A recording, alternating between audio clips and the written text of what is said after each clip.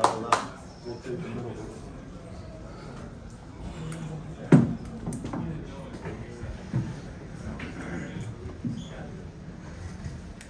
guys, first of all, thank you to Emily Arena. Thank you to the partners at DAZN, to all of our sponsors. Another sold out event for Jake Paul and Amanda Serrano. 4 weeks ago, we put this fight on sale. No press conference. Out of the blue, these two decided they wanted to fight. The reality is, Devin Haney and Ryan Garcia didn't sell out. Shakur Stevenson didn't sell out. Jake Paul and Amanda Serrano once again proved that they are the faces of boxing. They didn't have to take this fight. Everything was on the line, and they both came out and showed and proved tonight. So congratulations to you both.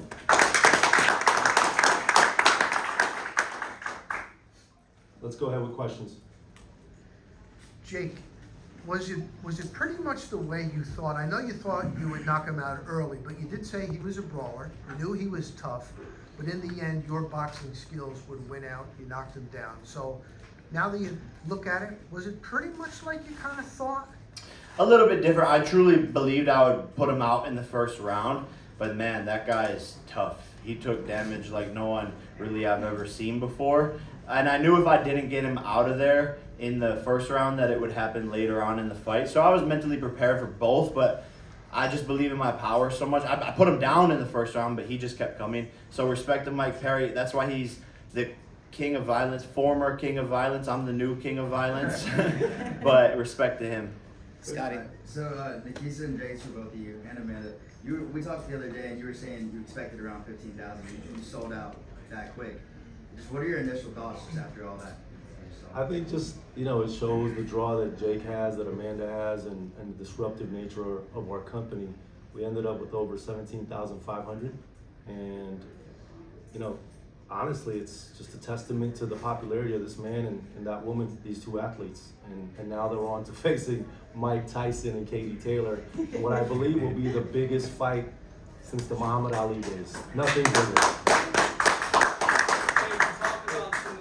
That you made in this fight. Can you expound on that just a little bit? Yeah, I'm a perfectionist, and I wasn't perfect because he hit me like 5 times. One was good, one good punch he landed, so I just need to go back to the drawing board so I don't get hit at all. But I think it just had to do with my energy more so than anything else, and being able to throw more punches. That's what I didn't feel very good in there tonight. But you live and you learn. I haven't gone more than 1 round in a year, so this was a great experience. Watch his podcast that he put out this week. This guy was very sick until this Wednesday. You can listen to him in the face-to-face, and people commented online, why does he sound so nasally?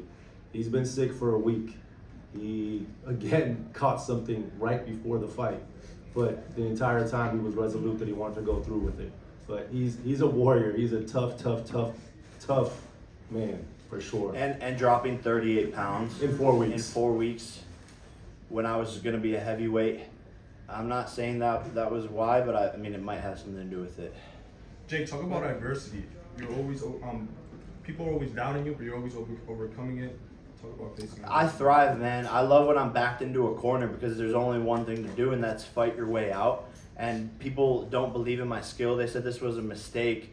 Mike Perry's going to knock him out. He's going to be the one to end it. Why is Jake Paul doing this? This is dumb, blah, blah, blah, blah, blah. And I sat there at the press conference, and I said it to everyone. They always sit across from me and underestimate me and think they can beat me, but people don't realize my speed, my power, and you heard Mike Perry after the fight, all the praise that he gave me. I don't even think the cameras or the, stream can comprehend the punches and my power and my speed. So when you get in there with me, it's a whole different thing. Eric. Hey Jake, Eric Victor here, Post. Congratulations. 2 quick ones for you. Number 1, any specific reason that you call out Alex Pereira? Obviously UFC contract, it would be tough to get him out.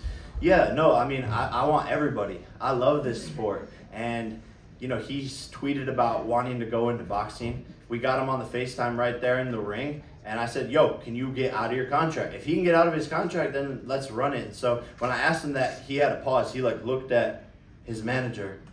These guys aren't their own bosses. So I want all the smoke, but at the end of the day, will Dana let him out? That's too big of a risk if I could embarrass his #1 praised fighter right now. But I want all the smoke. I want all the MMA guys, and I've beaten all of them. Who's next? He's the king right now of the UFC, so I want him.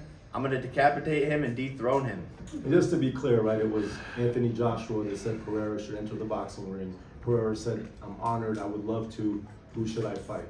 Right, and when Jake saw that, he said, hey, you should fight me. And he said, well, he signed to the UFC. And that was the basis of that discussion. Fred, 1 second. Hey, Fred, go ahead. Yeah, it was a great night for you and Amanda. Unfortunately, Ashton wasn't able to get the win tonight. Obviously, in boxing, it's quite normal that if your training partner goes out and loses, it could affect you. Before the fight, did it affect you at all? Honestly, it definitely shifted the energy in the locker room, and it was just scary. And I love that kid, so it did affect us, and we had to kind of, say a quick little prayer for him and then refocus. But it is really weird to experience that. Amanda, how did you feel? No, yeah, it was really devastated. That's sad to see, a stable mate of ours.